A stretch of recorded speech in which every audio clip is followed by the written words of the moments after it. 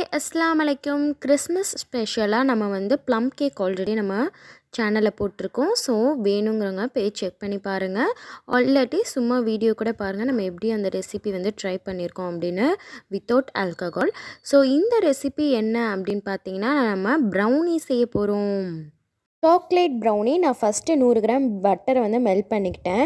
Next ஒரு பவுலில் வந்து 100 கிராம் டார்க் சாக்லேட் எடுத்திருக்கேன். இப்போ நம்ம மெல்ட் பண்ண பட்டரை வந்து இதில் நல்லா சுட சுட போட்டோம்னா நம்ம டார்க் சாக்லேட்டும் நல்லா வந்து மெல்ட் ஆகிடும். இப்போ பட்ரு அண்ட் டார்க் சாக்லேட் ரெண்டையும் வந்து மெல்ட் பண்ணி ரெடி பண்ணி வச்சுருக்கோம், மிக்ஸ் பண்ணி. ஸோ டார்க் சாக்லேட் நான் வந்து அமுலில் வந்து வாங்கிக்கிட்டேன். ஸோ அதுவுமே 100 கிராம் தான். இப்போ வந்து மிக்ஸி ஜாரில் வந்து 3 முட்டை போட்டுக்கலாம். இது நீங்கள் வந்து மிக்ஸி ஜாரில் போடணும் அவசியம் கிடையாது. பீட்ரு வச்சு நீங்கள் பீட் பண்ணலாம், வீட்டில் பீட்ரு இருந்துச்சுன்னா. இல்லாட்டி விஸ்க் இருக்கும்ல முட்டை வந்து பீட் பண்ணுறதுக்கு, அதில் வச்சு கூட நீங்கள் பண்ணலாம். இப்போது இதில் அடுத்து வந்து நான் 1 கப் அளவு சர்க்கரை சேர்க்க போகிறேன். சுகர் வந்து 1 கப் அளவு சேர்த்துருக்கேன். எல்லாமே அளவு வந்து 1 கப் தான். 1 cup maida, 1 cup sugar and 1/2 cup அளவு கொக்கோ பவுட்ரு. அந்த மாதிரி ரேஷியோவில் தான் எப்போவுமே பண்ணணும். சப்போஸ் நீங்கள் வந்து கொக்கோ பவுட்ரு போடாதது எது பண்ணுறீங்க அப்படின்னா மைதா வந்து 1/2 கப் அளவு சேர்த்துக்கணும். ஸோ நெக்ஸ்ட்டு வந்து நம்ம அரைச்சி வச்சுருந்த மிக்சியில் சுகர் அண்ட் எக் ரெண்டையும் வந்து இப்போ நம்ம அரைச்சி வச்சுருந்ததை சேர்த்துக்கோங்க. இதில் சேர்த்து நல்லா மிக்ஸ் பண்ணிக்கலாம். இப்போ நெக்ஸ்ட்டு வந்து நம்ம ப்ரீஹீட் பண்ணி வச்சிடலாம். நீங்கள் எந்த பாத்திரத்தில் செய்ய போகிறீங்களோ அதை வந்து உப்பு ஒரு கல் உப்பு போட்டு அதோட ஒரு ஸ்டாண்டு வச்சு மீடியம் ஹீட்டில் 10 நிமிஷம் ப்ரீஹீட் பண்ணிக்கலாம்.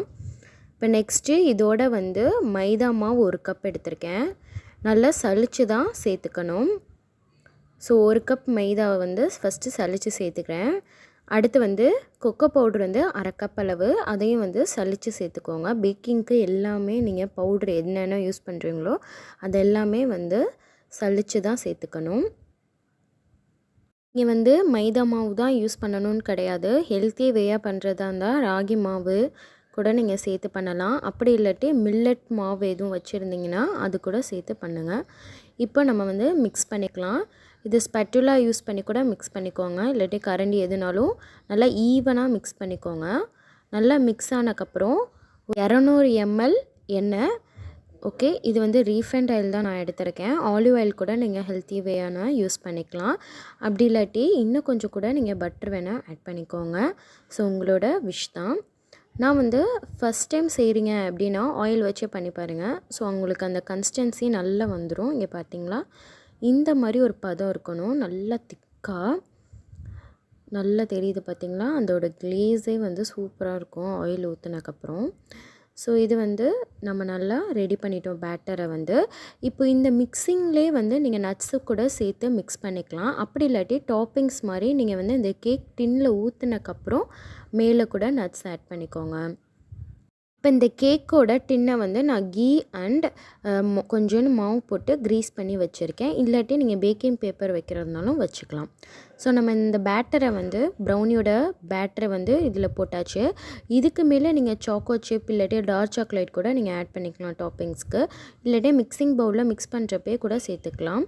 ஸோ இதுக்கப்புறம் நம்ம வந்து இந்த கேக் டின்னே வந்து ஒரு டேப் பண்ணிக்கணும். ஸோ ஈவனாக வர்றதுக்காக நான் இன்றைக்கி வந்து கேஷ்யூ அண்ட் ஆல்மண்ட், பாதாம், முந்திரி ரெண்டையும் வந்து ஃபைனாக கட் பண்ணி இதில் மேலே டாப்பிங்ஸாக சேர்த்துக்கிட்டேன்.